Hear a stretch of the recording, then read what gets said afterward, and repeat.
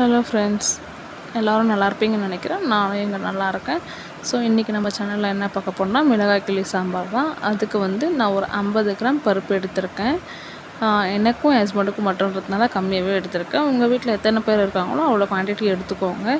அதுக்கப்புறம் 4 பல் பூண்டு, அதுக்கப்புறம் பார்த்திங்கன்னா மஞ்சத்தூள், தேவையான அளவு தண்ணி ஊற்றிக்கோங்க. என்ன தண்ணி யூஸ் பண்ணுறீங்களோ, நான் வந்து RO வாட்டர் தான் யூஸ் பண்ணுவேன். ஸோ அது ஊற்றிக்கிறேன். அது ஊற்றிட்டு அதுக்கப்புறம் வந்துட்டு உப்பு போட்டு மிக்ஸ் பண்ணி மூடி போட்டு விட்டுடுங்க. ஒரு 4 விசில் விட்டுடுங்க. வெந்துருச்சா பாருங்கள், வேகலைன்னா இன்னொரு விசில் கூட விட்டுக்கோங்க, தப்பு இல்லை.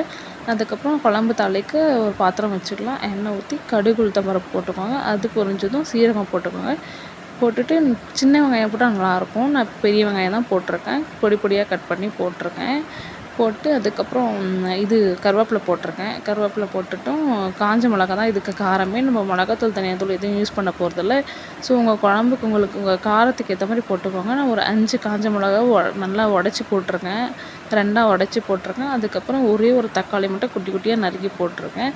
நீங்கள் வந்து இப்போ ஒரு 100 கிராம் பருப்பு வைக்கிறீங்கன்னா நீங்கள் 2 தக்காளி, பெரிய சைஸ் தக்காளினா 2 போட்டுக்கோங்க. சின்ன சைஸ்னால் ஒரு 3 போட்டுக்கோங்க. நான் ஒரே ஒரு தக்காளி தான் போட்டிருக்கேன். அது நல்லா உப்பு போட்டு மேஷ் ஆனதும் நம்ம மசிச்சு வச்சுருக்கோம்ல பருப்பு, ஆல்ரெடி வேக வச்சது, அதை எடுத்து ஊற்றிக்கோங்க. ஊற்றிட்டு மிக்ஸ் பண்ணி விட்டுருங்க. நல்லா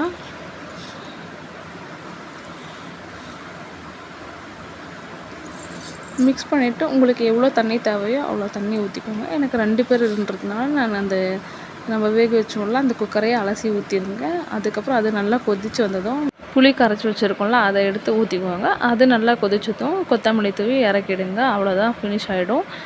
யாராச்சும் ரிலேட்டிவ்ஸ் வந்தால் கூட டக்குன்னு இதை சாம்பார் செஞ்சிடலாம். ட்ரை பண்ணி பாருங்கள். ட்ரை பண்ணி பார்த்துட்டு சொல்லுங்கள்.